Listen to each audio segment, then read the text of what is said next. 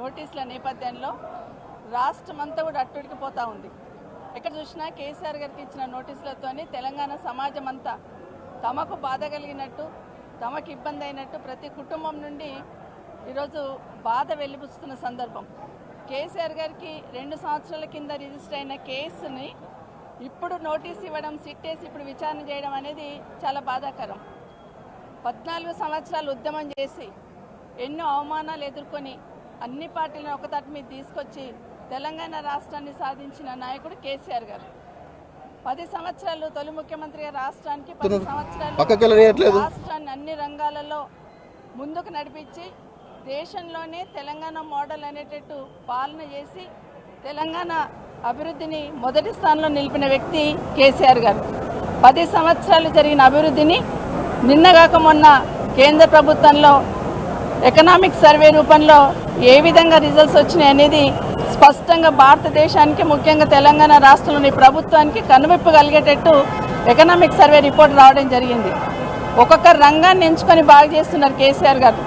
నిజంగానే ఈరోజు ఎందుకు నోటీసులు ఇచ్చారమ్మా అని ఊర్లలో కింది స్థాయి వాళ్ళు అడుగుతూ ఉన్నారు. ఎందుకు కేసీఆర్ సార్ని పోలీసు వాళ్ళు పిలుచున్నారు, ఎందుకు నోటీసులు ఇచ్చున్నారు, కేసీఆర్ గారు ఏం తప్పు చేస్తున్నారు అనేది కింద సామాన్య జనం అడుగుతున్న విషయాన్ని గుర్తు తెచ్చుకోవాలి. ఈ ప్రభుత్వం ఏమిటంటే కేసీఆర్ గారిని కక్ష సాధింపు చర్యలో భాగంగానే ఈరోజు సిట్ విచారణకు పిలిచారనేది వాస్తవంగా అర్థమవుతా ఉంది. నందీనగర్ అడ్రస్ మాత్రమే మాకు తెలుసు, కేసీఆర్ గారు ఏడుంటారో మాకు తెలియదు, ఎర్రవల్లి ఫామ్ హౌస్ మాకు తెలియదు అని ఏదైతే చెప్పున్నారో, ఈ ప్రభుత్వంలో రేవంత్ రెడ్డి గారి డిపార్ట్మెంట్ ఏదైతే హోమ్ డిపార్ట్మెంట్ ఉందో ఎట్లా పనిచేస్తుంది అనేది అర్థమవుతా ఉంది.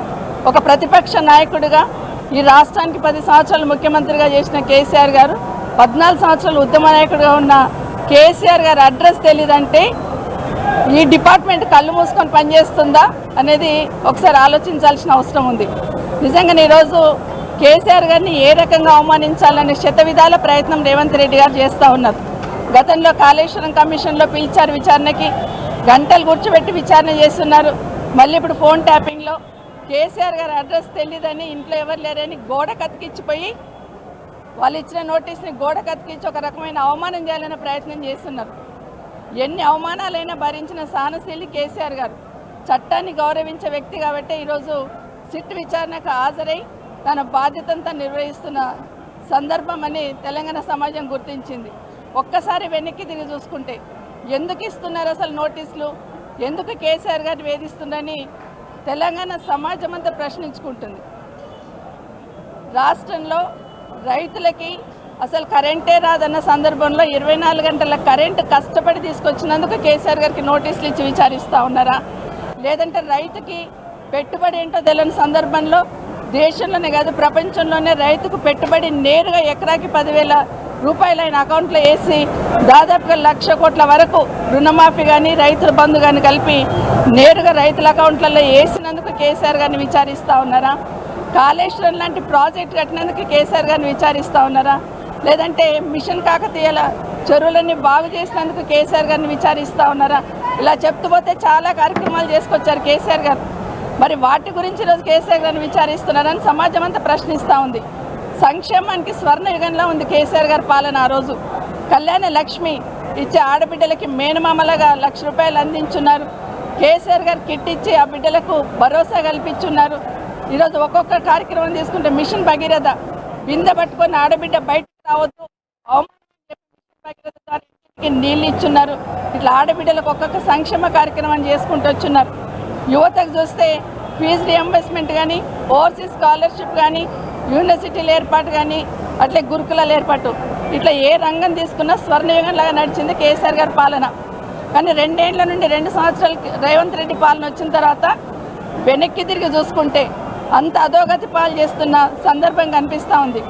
ఎక్కడ ఏ రంగాన్ని తీసుకున్నా స్కామ్, ల్యాండ్ స్కామ్ అని, శాండ్ స్కామ్ అని, అదేవిధంగా మొన్నే చూసిన బొగ్గు స్కామ్ అని, ఇవన్నీ కూడా ఒక్కొక్కటి బయటకు వస్తున్న సందర్భంలో వాళ్ళు ఇచ్చిన హామీలు నెరవేర్చలేక ప్రభుత్వం వైఫల్యం చెందిన సందర్భంలో వాటన్నిటిని కప్పిపుచ్చుకోవడానికి ఈ విచారణల పేరిట బీఆర్ఎస్ పార్టీకి సంబంధించిన నాయకులను మాత్రమే వేధిస్తున్న విషయాన్ని ఈరోజు తెలంగాణ సమాజం గమనిస్తూ ఉంది.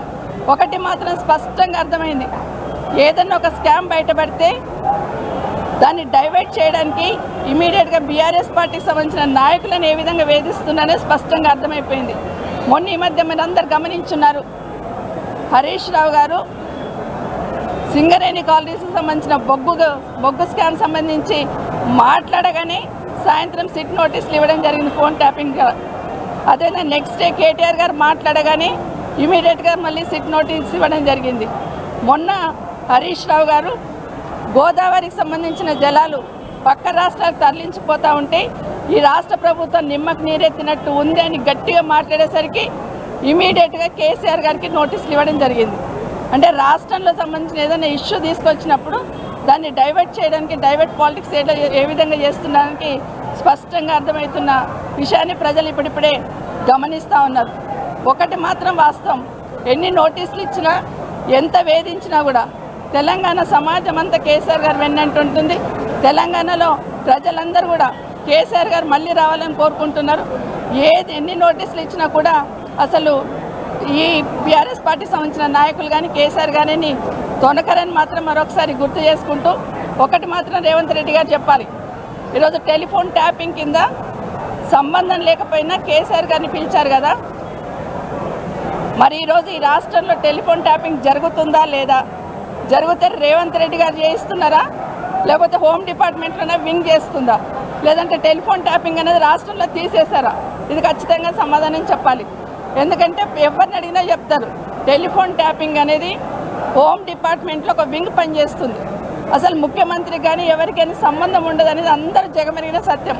కానీ రాజకీయ లబ్ధి కోసం ఈరోజు టెలిఫోన్ ట్యాపింగ్లో కేసీఆర్ గారిని పిలిచి అవమానపరచాలని ఒకే ఒక ప్రయత్నంలో ఈరోజు ఈ ప్రభుత్వం చేస్తున్నది ప్రజలు గమనించున్నారు.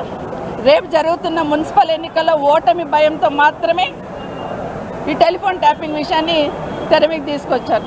ఇంకొక అంశం కూడా ప్రజలు గమనించాలి. దాదాపు 10 రోజులు అవుతుంది రేవంత్ రెడ్డి గారు విదేశాలలో పోయి కూర్చున్నారు. దావోస్ వెళ్ళి పెట్టుబడులు తెస్తామన్నారు, ₹1 పెట్టుబడి రాలేదు.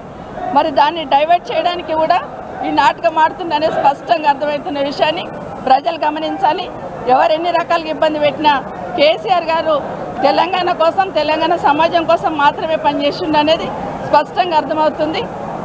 ఎన్ని ఇబ్బందులు పెట్టినా కూడా సమాజం అంతా కేసీఆర్తో ఉంటుందని తెలియజేసుకుంటూ జై తెలంగాణ, జై కేసీఆర్.